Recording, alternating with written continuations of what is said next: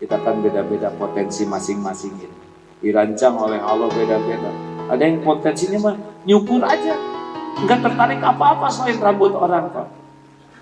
Dapat kalau nggak ada tukang cukur jabrik kita mah. Jadi kita ikut ke garis, nggak usah pengen seperti yang lain. Kalau memang bukan potensi yang Allah berikan, itu jadi masalah. Bukankah ulama tidak boleh berpolitik? Kata siapa? Rasulullah itu politikus. Abu Bakar, Umar, Utsman, Ali, Umar bin Abdul Aziz, itu para khalifah itu politikus ulung. Jadi tidak boleh dipisahkan ulama dengan politik, karena politik itu ibadah. Yang jangan itu ulama yang bukan ahli politik berpolitik, jangan, karena ini pasti nggak akan bagus. Kan segala sesuatu harus oleh ahlinya. Seperti santri soleh, baik, hafalannya banyak, ahli tahajud, terus di pesantren ada yang ngasih hadiah helikopter. Pilih, mending pilot yang belum bisa ngaji tapi ahli milotin, atau santri yang soleh itu yang milotin? Ayo Ustaz,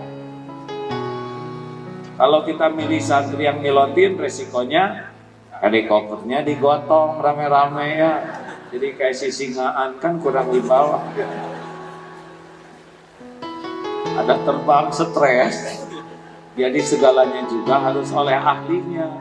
Kiai tidak boleh dagang, kata siapa? Imam Abu Hanifah itu pedagang, Utsman bin Affan pedagang, Rasulullah juga pedagang. Ya tidak mengatakan Agim juga pedagang, tapi emang begitu ya. Yang jangan itu kiai dagang tapi bukan ahlinya, jadi masalah tuh, bisa bangkrut tadi nih, ninggalin utang. Dan nggak usah semuanya jadi pedagang. Kalau semua jadi pedagang, jangan beli ya. Ceramah begini juga tidak usah semua jadi penceramah. Itu marbot yang tubuhnya tidak dimakan tanah boleh jadi nggak dikenal, hanya dikenal di kampungnya, tapi dikenal di langit. Kekasih Allah di marbot. Boleh jadi tiap pungut sampah sholawat, siap ngebersihin istighfar. Tidak ada yang tahu amalan pribadinya, Allah pasti tahu dan yakin itu istiqomah. Sekarang kita tahu tuh ada marbot masjid yang ternyata tubuhnya tidak dimakan tanah. Waliullah itu yakin. Ceramah begini belum tentu berderajat kekasih Allah. Ujubnya, riaknya, merasa bangga banyak jamaahnya, dikagumi orang, dipuji-puji, pengen dipotret, naik tuh hatinya, hilang pahalanya. Makanya jangan suka pengen dipotret-potret terus ya. Yang mau dipotret sama ini wakil Ustaz Edi lah.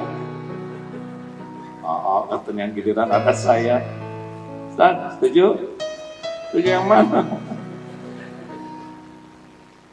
Kayak Ustaz Edi tahun berapa dulu di Darul Tauhid Ustaz? 98. Oh masih zaman itu ya. Sederhana sekali Darul Tauhidnya. Program apa dulu Ustaz? Santri berdikari. Sekarang sudah memimpin pesantren beliau. Alhamdulillah, kalau kita sungguh-sungguh menyadari bahwa kita ini bisa begini hanya dengan rahmat Allah itu, maka nggak usah larut dalam pujian, penghargaan, penghormatan orang, karena cuman pertolongan Allah ajalah yang membuat kita bisa kayak gitu. Ya kalau Allah nggak nolong kita mah, kita jadi marmot nggak di sini, atau kita jadi pinguin di kutub sekarang, atau kita nauzubillah ya jadi orang yang dilahirkan yang tidak mengenal agama. Misalkan di Cina bagian komunisnya, kita bisa komunis tuh nggak tahu, betul? Atau kita nggak dapat pertolongan Allah. Ini berapa banyak jam sekarang ini lagi maksiat. Nih jam yang sama, berapa banyak umat Islam yang lagi maksiat. Kenapa kita nggak maksiat? Ditolong Allah. Jam yang sama Banyak yang lagi mungkin tidak berbuat maksiat, tapi juga tidak bikin taat, nyeplos begitu. Alhamdulillah kita bisa begini. Jadi kita harus sadar ini cuma satu, min fadli rabbik, ini hanya karunia Allah semata. Jadi berjuang untuk melakukan yang terbaik, kalau udah jadi ngilang kita, baru jadi amal kita. Jelas? Yang bikin jelek itu berjuang menuhankan ikhtiar, kalau udah jadi merasa saya yang berbuat, gak dapat apa-apa.